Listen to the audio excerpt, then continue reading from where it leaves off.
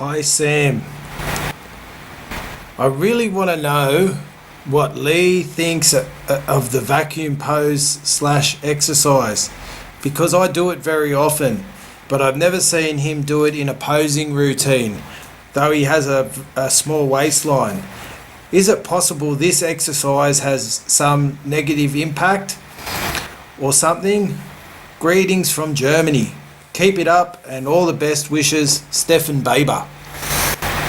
Exercise, I wouldn't really call it an exercise. The vacuum pose is just a pose, and I don't think for my body it would do me any justice to do it. So people like Frank Zane and those type of people who are a bit more elongated and that sort of thing, but yeah, some people did it. I think Sean Ray, when he did a double bicep, would suck it in a bit, but I never really tried it because I just never liked the pose myself, so I never tried it on myself, so it wasn't one of those things. I vacuum at home and stuff like that, but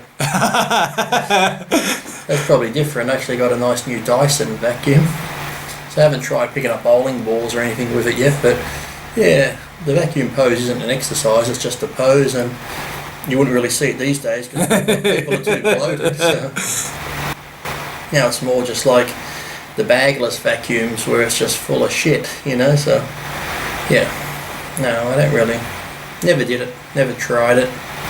I just don't think it would look good on me. So that's the thing, when you're doing poses, you got to find what suits you. Too many guys these days see pros doing poses and think that'll look good, and they go do it when they shouldn't do it. Guys with skinny legs wobbling their legs, guys with skinny arms doing the arm stretched out pose and stuff like that. So you might like the poses on other people, but you really got to pick ones that suit your body and show your body off to the best. So, you know, just because someone else looks good in a certain pose doesn't mean you will. So just work out the poses that suit you and make you look good. And when you started, who sort of showed you the art of posing? Was it photos and videos like Lee Labrada, Bob Paris, Phil Hill, those type of people, those type of routines, Mohammed Makaway, just all the classical style poses. So then did you just sort of teach yourself by looking? By looking at pictures and then that sort of thing, yeah, best way. And what about little tips like, you know, turning your bicep a certain way to get a... some people say you can roll your head, or if you're doing a rear double bicep, turn your head one way, it brings out detail more and stuff like that, but I can't see my back when I'm doing it now. So, you know, posing is one of those things you probably need a mirror a bit to see, like look at the pose in the mirror, see how it looks, and you got to see how it feels, so because when you're on stage there's no mirror, so just keep practicing the poses really and just know how that pose feels. When you hit a certain pose at its best with your legs in flex and that, you got to see how that feels, so when the mirror's not there you can just go by feeling that when you feel a certain way you know you're hitting the pose right. Because a lot of guys, they can look in the mirror and they'll pose their legs and pose their upper body, but when they get on stage and they say front double bicep, they're flexing their arms so hard they forget to flex their legs. So it's always good maybe to start with your legs first, so tense your legs first and then go into your bicep pose, because so many times guys forget to tense their legs. They're so focused on doing the side chest, side tricep, they forget about the calves and the legs, so it looks weird then.